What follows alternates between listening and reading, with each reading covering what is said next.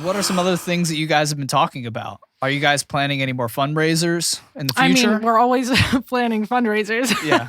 I mean, that's what you do though. Yeah. That's not a bad thing. But yeah, we're just in the process of that now. We like to try to do 2 a year.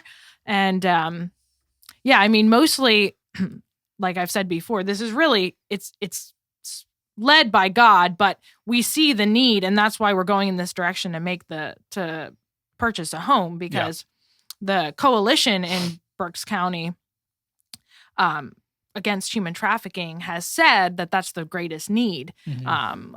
Law enforcement say there's no place to put these girls when they find them. That's another thing that, just in case people don't know, that developed the Berks Coalition against human trafficking is something that developed after you guys. Yeah. Yeah. Mm-hmm. And in part due to you guys kind of pushing for that. And that's something that, well, you explain it. Who kind of sits on that? Well, hopefully I explain it and give it justice, but it's basically just a bunch of professionals in in different fields that come together to kind of just figure out how to help each other and help stop this. Kind of give their so input, this is what we're good at, or this is what we're struggling with, and we all can just kind of help each other and find ways to help solve the problem together. Yeah. So that's so necessary. I'm so glad that something like that, because like you'll never actually see something like that in government. They have committees, but the committees are worthless. Yeah. Because the committees are just discussing the things that are best for their parties. You know, I mean, those committees, maybe they'll be bipartisan committees. Maybe there'll be different people that sit on those committees. But for the most part, they've already made decisions before they go to those committees that are decisions that are going to be made when they go to vote. And it's real disgusting. But in this case,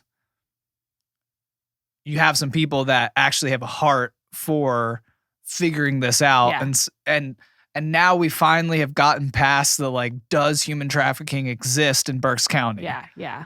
And that's really what this board or committee or whatever they are. Coalition, better name.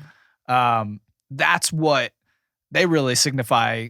Once they formed, I was like, oh, Berks County believes it now. Yeah. Berks County's like, yeah, it's real. Yeah.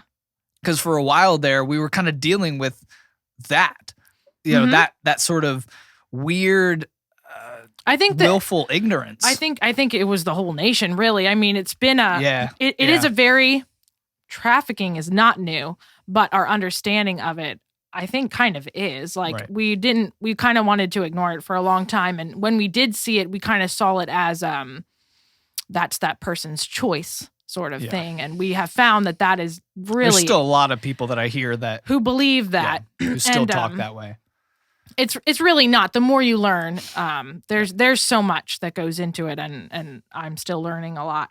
But yeah, so that was one of the greatest needs that came out of that coalition, was they were saying we needed places to put these girls. And so we're learning from the National Trafficking Sheltered Alliance, which we're a part of, and that's going to be cool, because once we open up a home and we're certified with them, then not only can people from Berks County girls come to that shelter, people can send other women to our shelter who they think would be a good fit there. And then we can really cool. We can screen them and say, you know, we think that this person would really do well here, or you know what, we don't think so. And then they can go somewhere in that sheltered alliance that will fit their needs the best. So wow, that's really cool. Yeah, it's like a really cool. national team here, which is pretty cool. That's what you're gonna need to even make a dent in this whole thing.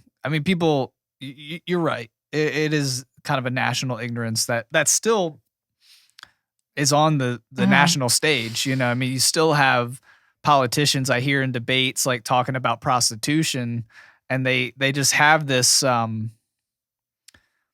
Honestly, it's a medieval understanding of prostitution. It's like, we don't have brothels anymore, guys. Like, society has gotten more sophisticated, and with it, trafficking right. of the sexual kind has gotten more sophisticated. And even brothels back then, like, I think the hardest thing for people to get is because of all the trauma that is involved with sexual exploitation. Yeah. It looks like that person maybe is choosing to do that, but you don't understand everything that just happened behind the scenes 100%. and what's controlling her fear and maybe addiction, and someone over her who has control of her that you don't see. And so usually women in those scenarios back then. It can be either, unfortunately. So I think there is so much to learn. And it's not as simple as it seems. Yeah.